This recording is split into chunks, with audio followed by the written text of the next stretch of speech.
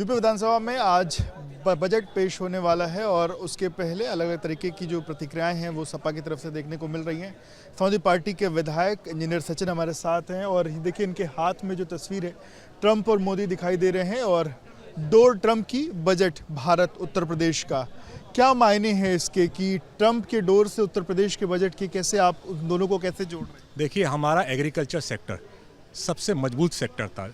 विश्व में जब भी रिसेशन आया, हमारा जो देश था रिसेशंस को इसलिए झेल पाया क्योंकि हमारा एग्रीकल्चर सेक्टर मजबूत था, डेयरी सेक्टर मजबूत था।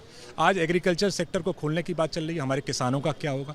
सीड पार्क को की बात करने वाली सरकार अब सीड इंपोर्ट करेगी, 0% इंपोर्ट ड्यूटी हो गई और जब हम लोग एक्सपोर्ट करेंगे तो 18% हम लोग टैक्स देंगे। तो कैसे हमारा एमएसएमई सेक्टर जो विश्व की और ट्रंप की कंपनियों को कैसे compete कर पाएगा? क्या कैसे डेयरी सेक्टर का क्या हाल होगा? जो डेयरी सेक्टर विश्व में सबसे मजबूत सेक्टर है, हमारा 33% हिस्सा है पूरे विश्व में डेयरी सेक्टर में, उसका क्या हाल होगा? जब नॉन वेज फीड हमारी गायें खाएंगी, जिन गायों की हम पूजा करते हैं, तो क्या हाल होगा हमारे हिंदू धर्म के मानने वाले लोगों का?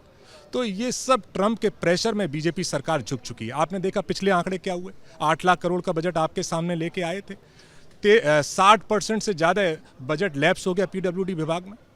45,000 करोड़ का बजट चिकित्सा विभाग था, 60% उसमें लैप्स हो गया। जो प्लानिंग विभाग है, नियोजन विभाग, उसका 85% बजट लैप्स हुआ है। जो सूचना विभाग है, जो आपके पत्रकारों से जुड़ा हुआ विभाग है, उसका 25% लैप्स हो गया।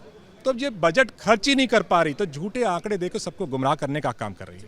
ट्रंप की डील हुई है, उसका आपको लगता है कि उसका इम्पैक्ट जो उत्तर प्रदेश के बजट है उस पर भी कुछ ना कुछ तो आपको? उत्तर प्रदेश इस देश का सबसे बड़ा राज्य है, सबसे बड़ा राज्य है, 25 करोड़ की जनता है। सबसे बड़ा एग्रीकल्चर सेक्टर अगर कहीं है तो उत्तर प्रदेश में, सबसे बड़ा डेयरी सेक्टर अगर कहीं है तो उत्तर प्रदेश में।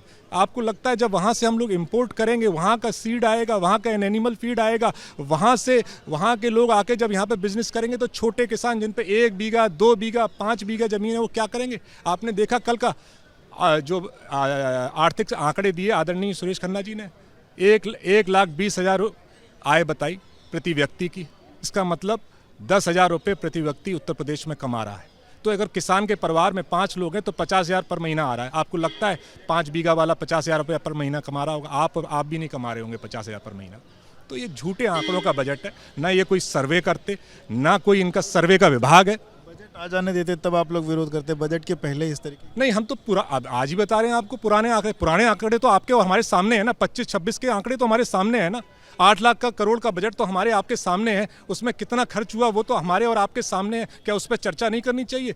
पुराने बजट पे अगर हम चर्चा नहीं करेंगे तो आगे बजट की हम लोग कैसे उसका एनालिसिस कर पाएंगे?